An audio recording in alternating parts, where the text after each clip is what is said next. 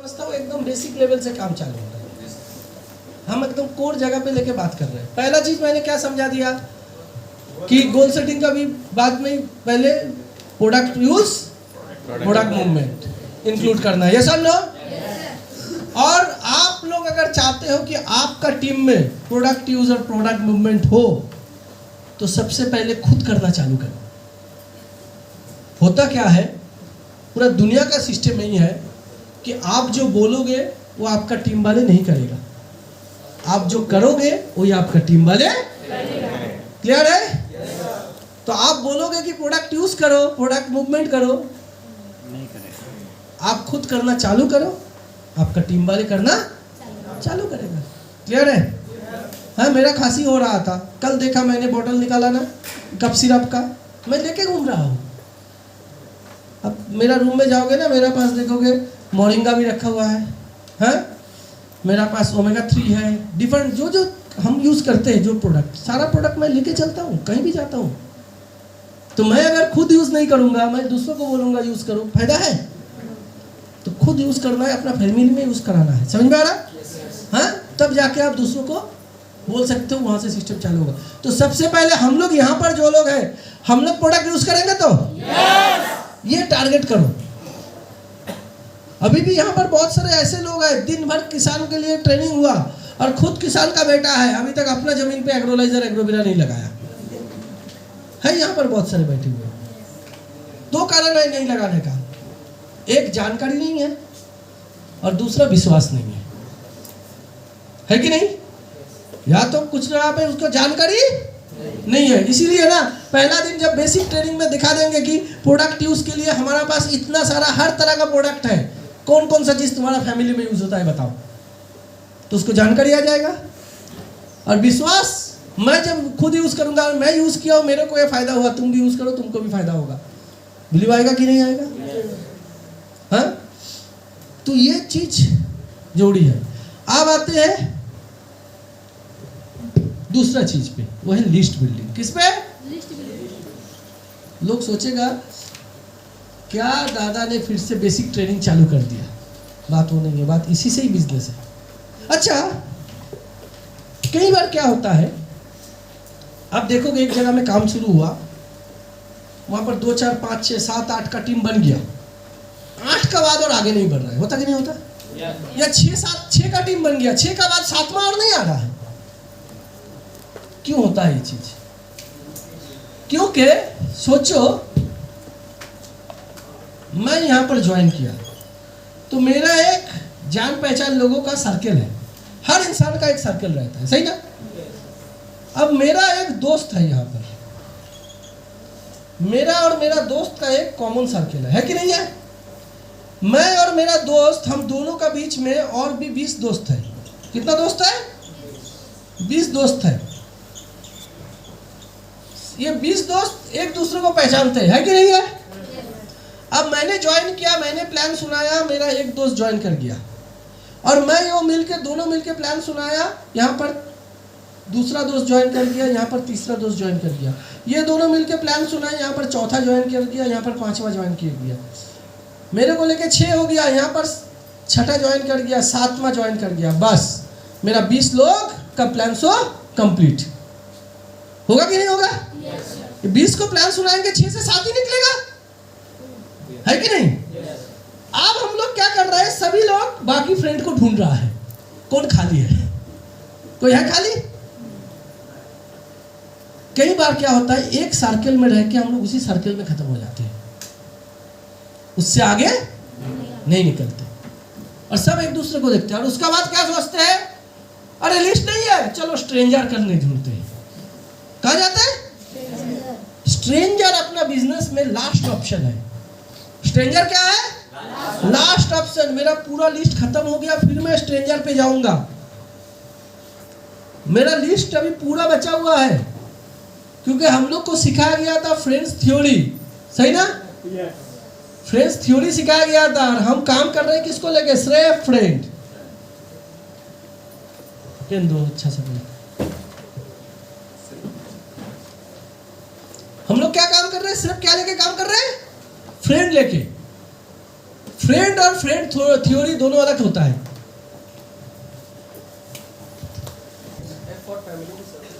हाँ, रिलेटिव, सही ना? रिलेटिव, फैमिली मतलब रिलेटिव ही आता है। हाँ, नेक्स्ट आएगा तुम्हारा क्या? इंस्टीट्यूशन, स्कूल कॉलेज, जहां भी मैं पढ़ रहा हूँ या पढ़ा हूँ, हो सकता है अभी उसको छोड़ दिया हूँ, वहां से भी बहुत सारे लोग आता है ना। हाँ, ई फॉर एम्प्लॉयमेंट मतलब नौकरी करने वाले या कोई भी प्रोफेशन में है, जो प्रोफेशन के साथ जुड़ा हो। इन फॉर नेबर्स और पड़ोसी, सही ना? तो इस हिसाब से हमारा फ्रेंड्स थ्योरी बनता है। पर एक्चुअली हम क्या कर रहे हैं, हम सिर्फ फ्रेंड पे फंसा हुआ है। ये अपना सिर्फ फ्रेंड आ गया, मेरा और मेरा पड़ोसी, इसका भी एक सर्कल है ना, है कि नहीं है? yes. मेरा और मेरा रिलेटिव, इनका एक सर्कल है कि नहीं है? yes. है कि नहीं? अब जैसे हम लोग फ्रेंड्स थ्योरी समझाते हैं लोगों को, लोग जब फ्रेंड्स थ्योरी समझ भी जाते हैं, वो पूरा थ्योरी अप्लाई नहीं करते, वो फ्रेंड्स से निकल के स्टूडेंट पे फंस जाते हैं। किस पे फंस जाता है? मतलब मेरा पड़ोस में 40 लोग को मैं अच्छा से पहचानता हूं, मगर मैंने नाम लिखा 5, क्योंकि 5 स्टूडेंट है। मेरे रिश्तेदारों में 30 रिश्तेदार साथ मेरा जान पहचान है, मगर मैंने 4 ही नाम लिखा, क्योंकि 4 स्टूडेंट है मेरा लेवल में पढ़ाई कर रहा है। होता कि नहीं होता? हाँ, मतलब मैं फ्रेंड्स थ्योरी यूज नहीं कर रहा हूं, मैं उसी में से सिर्फ स्टूडेंट का नाम लिखता हूं, है कि नहीं है? तो ऑटोमेटिक हमारा सर्कल कम हो जाता है और हम लोग ढूंढते रहते हैं। मैं बता रहा हूं क्यों हम लोग लिस्ट बिल्डिंग में प्रॉब्लम आता है, क्योंकि इवन इन्विटेशन में प्रॉब्लम आता है, क्योंकि हम लोग उसको ढूंढते हैं किसको ज्वाइन कराना है कि नहीं है? हम लोग किसको ढूंढते हैं? ज्वाइन कराना है। ज्वाइन कराने के लिए ढूंढोगे तो कोई नहीं मिलेगा। आप कितने लोग को पहचानते हैं ढूंढो ना, बहुत लोग मिल जाएगा, मिलेगा ना? अब ज्वाइन कौन करेगा आपको थोड़ी पता है, ये ढूंढना बंद करो, ज्वाइन हो जाएगा। क्लियर हो रहा है बात?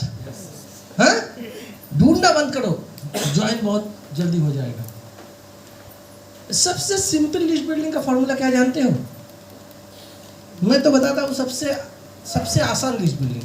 तो अभी आप लोग को नाम लिखने बोलेंगे ना कि 10 बंदा का नाम लिखो जो लोग स्मार्ट वैल्यू में ज्वाइन करेगा, देखो 3 4 5 का बाद दिमाग में किसका नाम लिखो, आएगा ना?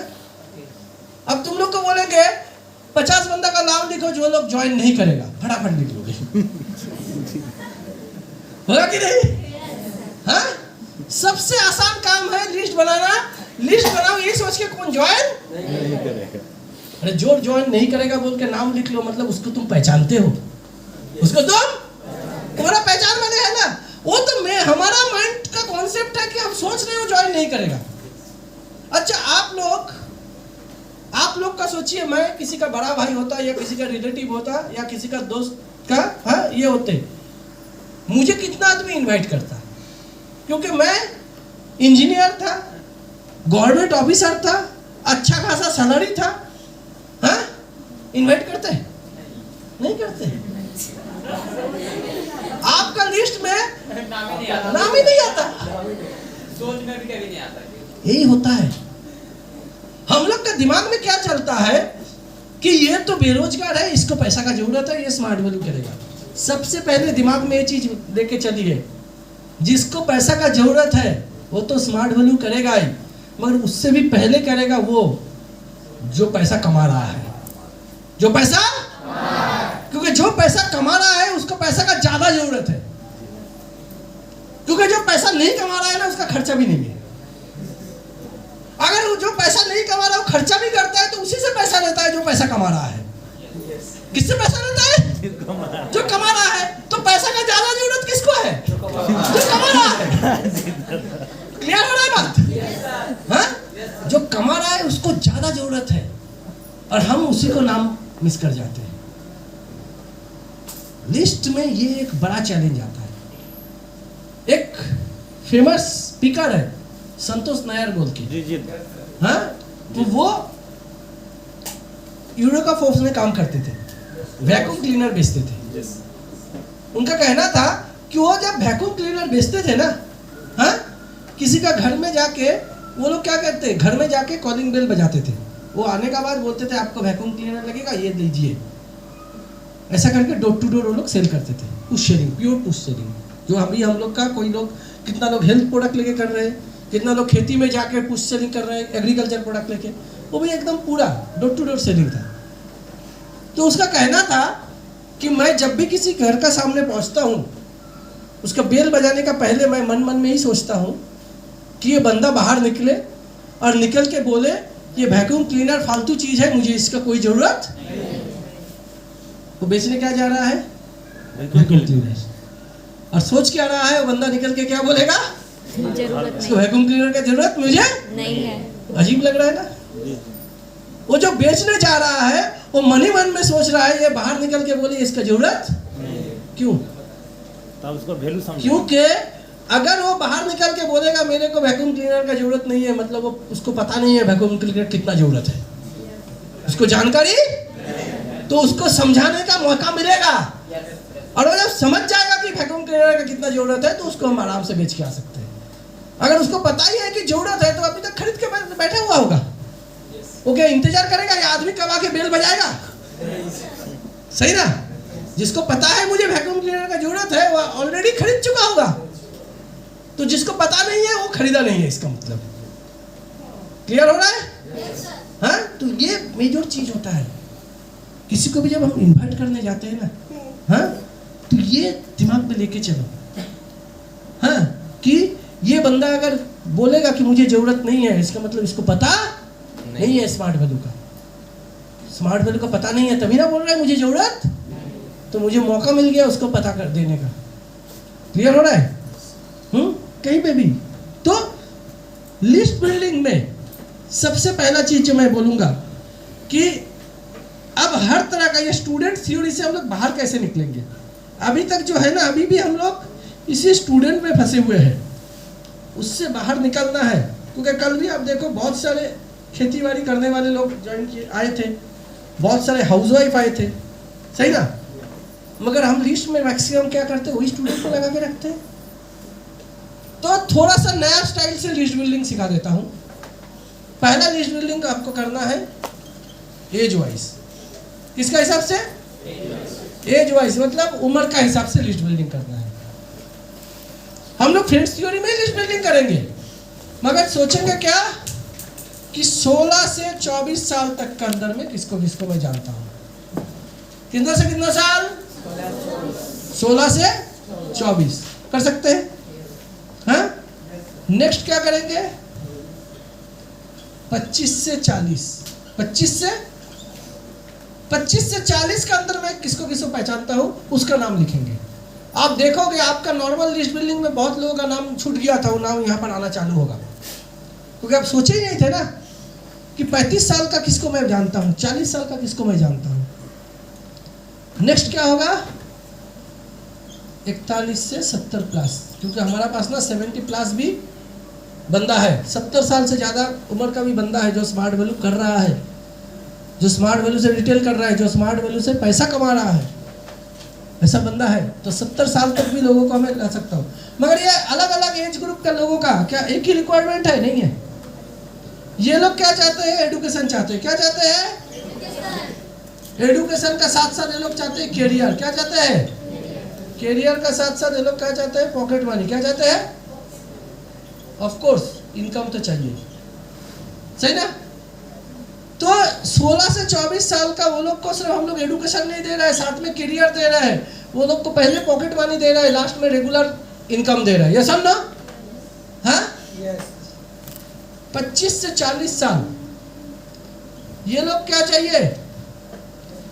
ये लोगों को ना, ये लोग नॉर्मली ऑलरेडी इनकम कर रहा है। तो 30 साल का बंदा देखोगे तो कुछ ना कुछ करता होगा, घर में बैठा हुआ नहीं है, सही ना? कुछ हाउस वाइफ छोड़ के, सही ना? तो वो लोग को क्या चाहिए? Extra income. क्या चाहिए? एक्स्ट्रा इनकम नहीं, उसको क्या चाहिए? Extra income. सेकंड क्या चाहिए? किस लिए वो लोग आते हैं? वो लोग आते हैं फैमिली सिक्योरिटी के लिए। किसके लिए आते हैं? फैमिली सिक्योरिटी, क्योंकि 30 साल 32 साल हो गया उसका फैमिली बन गया ना। हाँ, तीसरा एक बहुत इंपॉर्टेंट चीज के लिए आते हैं, वह ड्रीम फुलफिलमेंट।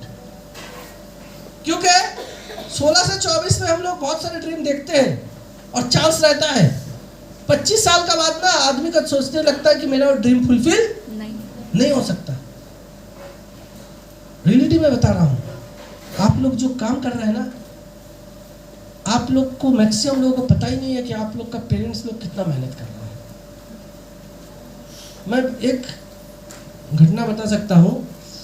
मेरा पिताजी जो ना रेलवे में नौकरी करते थे, और रेलवे में खड़गपुर रेलवे स्टेशन में ना, हाँ, वहाँ पर रेलवे का गुड्स गोडाउन रहता है।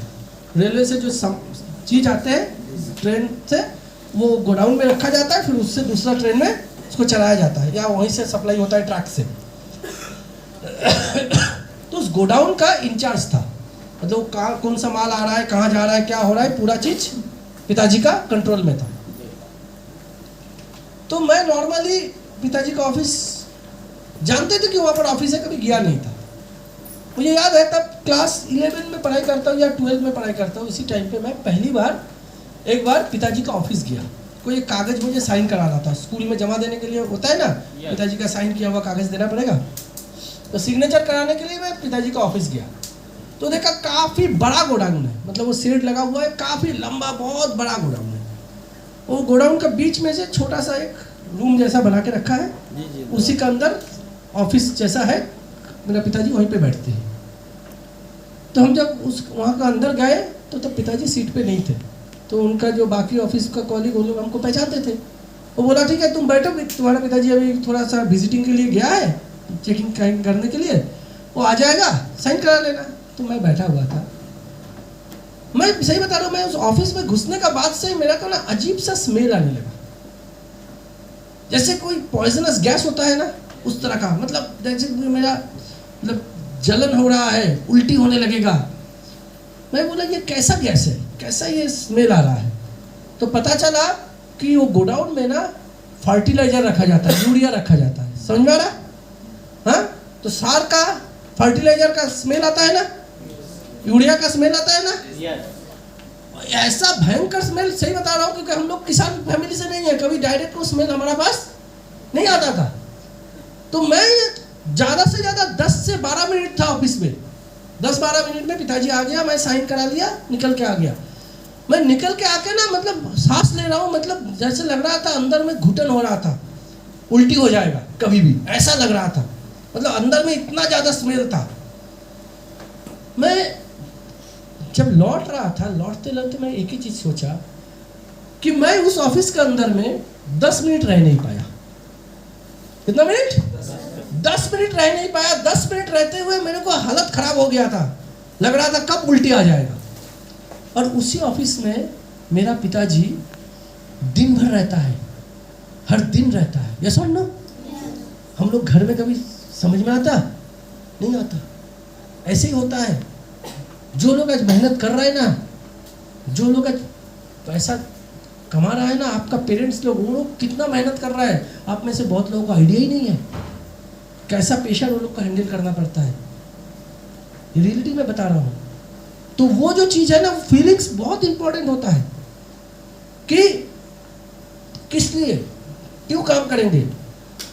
मेरा पिताजी इतना साल तक काम किया, ऐसा नहीं कि खराब काम करते थे, अच्छे लेवल पे पोस्ट से था। शुरुआत में उतना अच्छा पोस्ट नहीं था, मगर काम करते करते प्रमोशन मिलते मिलते, क्योंकि मैं जब इंजीनियरिंग में पढ़ाई करता था उस टाइम पे मेरे को फर्स्ट क्लास पास मिलता था। रेलवे में पास मिलता है ना, मेरे को फर्स्ट क्लास कार्ड पास मिलता था, मतलब 6 महीना का एक पास होता था। 6 महीना में कभी भी कोई गाड़ी में चढ़ जाओ, जाने आने के लिए कोई टेंशन नहीं है। मगर अपना 3 बेटा बेटी को पढ़ाने के लिए उनका पूरा पैसा खर्चा होता था। मेरा सिस्टर था, बड़े सिस्टर, वो मैथमेटिक्स में एमएससी किया। मेरा बड़ा भाई वो भी इंजीनियर है, अभी वो भी रेलवे का बड़ा इंजीनियर है। मैं भी इंजीनियरिंग किया। तो हम तीनों को पढ़ाने में चला गया। उसका खुद का सपना पूरा करने का भी सोचा नहीं सोचा। ऐसा नहीं कि मेरा पिताजी फ्लाइट नहीं चढ़ सकते थे, मगर कभी चढ़े नहीं थे। मैंने इस फील्ड में आगे का बाद मैंने मेरा पिताजी को फ्लाइट में चढ़ाया। है कि नहीं है? 90% लोग इस लेवल में जो लोग रहते हैं ना, वो लोग समझ जाते हैं हमारा ड्रीम सपना पूरा नहीं हो सकता, हम एक ही जगह में फंसे हुए हैं। होता कि नहीं होता? तो क्या करना है? ड्रीम फुलफिलमेंट, ये एक बहुत बड़ा चीज होता है। क्लियर हो रहा है? हाँ? तो ये अलग कारण होता है। जब 40 से 70 में ये लोग किस लिए आता है? हेल्थ के लिए। किसके लिए आता है? हेल्थ के लिए आता है। और ये दोनों में से कोई भी बंदा एग्रीकल्चर के लिए तो आ ही सकता है। हाँ, ऑफ कोर्स क्या लगता है उसको भी एक्स्ट्रा इनकम जरूरत है। एक्स्ट्रा इनकम और ज्यादा जरूरत है। 24-25 साल 30 साल में ना जितना कमाता हूं उसमें चल जाता है। 40 साल से जब ज्यादा हो जाता है तो उसका बेटा बेटी स्कूल कॉलेज में पढ़ना चालू करता है कि नहीं है? उसका खर्चा काफी बढ़ जाता है। बढ़ता कि नहीं बढ़ता? उस हिसाब से उनका इनकम बढ़ता। ये उम्र में आके ना 40 का बाद की उम्र में आके ना पैसा का क्राइसिस और ज्यादा होने लगता है लोगों को। रियलिटी बता रहा हूं। और ये फैमिली सिक्योरिटी का डर यहां पर और ज्यादा आने लगता है। फैमिली का खर्चा बढ़ जाता है। तो हेल्थ सिर्फ नहीं, हेल्थ का साथ साथ इनकम जरूरी है, ये फीलिंग्स आने लगता है। तो ये तीनों एज में स्मार्ट वैल्यू का जरूरत है कि नहीं है? मगर हम लोग क्या कर रहे हैं? यही 16 से 24 को ही पकड़ के दौड़ रहे हैं सिर्फ। तो हम लोग ऐसे ही आधा से ज्यादा बिजनेस तो छोड़ के रखे हैं। तो लिस्ट बनाना है, समझ में आया? Yes. कैसे लिस्ट बनाना है? एज वाइज, उम्र का हिसाब से लिस्ट बनाओ। देखो कोई नहीं छूटेगा, सबका नाम आ जाएगा। आएगा कि नहीं?